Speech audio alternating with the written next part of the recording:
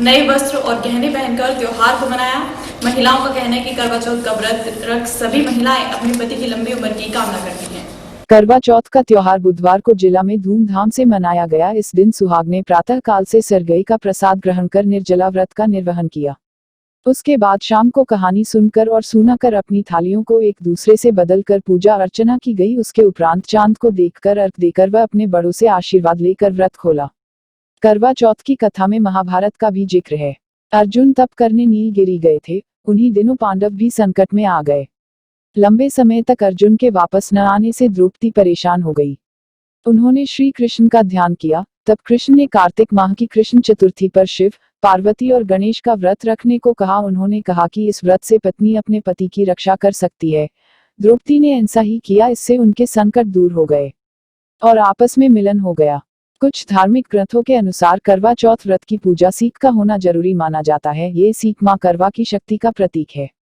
कथा के अनुसार मां करवा ने करवा के पति का पैर मगरमच्छ ने पकड़ लिया था। तब उन्होंने कच्चे धागे से मगर को आन देकर बांध दिया था और यमराज के पास यह जानकारी पहुंची। तब चंद्रगुप्त उन सब के खाते देख रहे थे। तब करवा ने 7 सीख के साथ झड़ना शुरू कर दिया, जिससे उसके खाते हवा में उड़ने लगे। तब करवा ने यमराज से पति की रक्षा के लिए फरियाद की। तब उन्होंने मगर को मारकर उसके पति की रक्षा की और दीर्घायु का वरदान दिया। मेरा नाम लक्ष्मी है, लक्ष्मी ढींगरा जी। बिल्कुल मेरा फर्स्ट करवा चौथ है। एंड वैसे इंडिया में आप पूछें हर लेडी को, जो मैरिड लेडी होगी, चाहे उनका फर्स्ट करवा चौथ हो या 5th करवा चौथ हो या 50th करवा चौथ हो, सब बहुत एक्साइटेड रहते हैं अपने करवा चौथ के लिए। एंड मेरा फर्स्ट है तो मैं थोड़ी ज़्यादा एक्साइटेड हूँ। थोड़ा डर लग रहा है कि कल पता नहीं भूखे कैसे रहेंगे पूरा दिन, लेकिन हाँ ज़रूर एक्साइटमेंट रहती है सजने की, मेहंदी लगाने की, न्यू ड्रेसेस पहनने की। शाली सिंगला, ये तो इसका इंतज़ार तो सारा साल ही रहता है ना। 1 साल बाद आता है ये करने का त्योहार।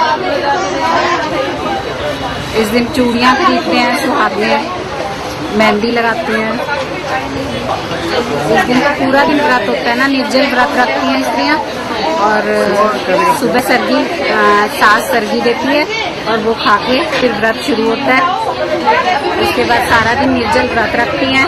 शाम को कथा सुनकर बाना निकाल देती हैं और उसके बाद रात को व्रत खोलती हैं चांद को देखकर। पति की लंबी उम्र के लिए ये व्रत होता है। तैयारी करवा ले। अब सारे ने भी तू किसका करवा, वो कह रही मैं भी व्रत रखूंगी। तो कह रही तू किसके नाम का व्रत रखेगी, कह रही नहीं मैंने तो व्रत रख लिया। तो अब वो जब वो बाजे लगाए तो करवा ले आती है। वो अपनी दासी होती है वहाँ पे, उसको कहती है भी तू राजा का सिर अपनी गोद में रख ले और मैं अभी आती हूँ। अपना वो लेके सारे वो करती है और इतने में उसके सिर में एक सुई रह जाती है।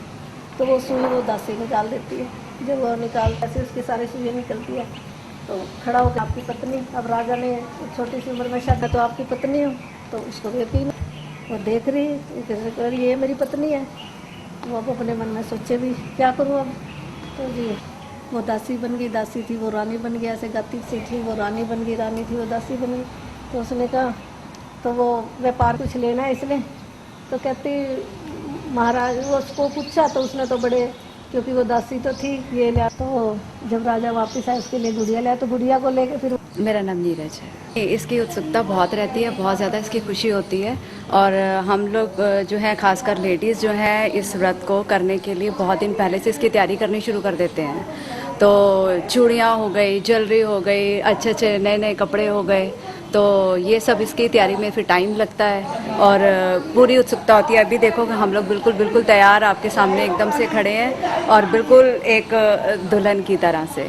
पिता तो हमेशा या हमारे सास ससुर हैं, उनसे हम एक आशीर्वाद की उम्मीद रखते हैं और उनके ब्लेसिंग्स मिलते भी हैं हमें। और हमारी यही एक कामना होती है कि हम व्रत होता है, व्रत के बाद उनसे हम लोग मिलने के लिए जाते हैं। अगर वो हमारे पास नहीं है, जहाँ पे भी हैं सास ससुर हमारे, तो उनके पैर छूकर उनका आशीर्वाद लेते हैं और यही सब कुछ। नहीं, अनुभव बहुत अच्छा रहता है। कुछ ऐसा कोई फीलिंग नहीं होती कि अभी हमें प्यास लग रही है कुछ, क्योंकि सारा दिन उत्सुकता बनी रहती है कि अभी हमने स्टेप वाइज चलते हैं कि अभी हमने ये किया, मेहंदी देखी, थोड़ा सा रेस्ट कर लिया बीच में और घर वाले हैं उनको अटेंड किया। उसके बाद फिर अपने साज सज्जा में हम लोग लग जाते हैं कि अब हमने व्रत पूजने के लिए जाना है, पूजा करनी है और उसके लिए फिर हमें अपने पूरे हार श्रृंगार करने हैं। तो हमारा इतना सारा टाइम उसी में ही निकल जाता है। विशाली मदान जी, अभी तो हम मेहंदी लगवाने आए हैं शाम पैलेस के सामने।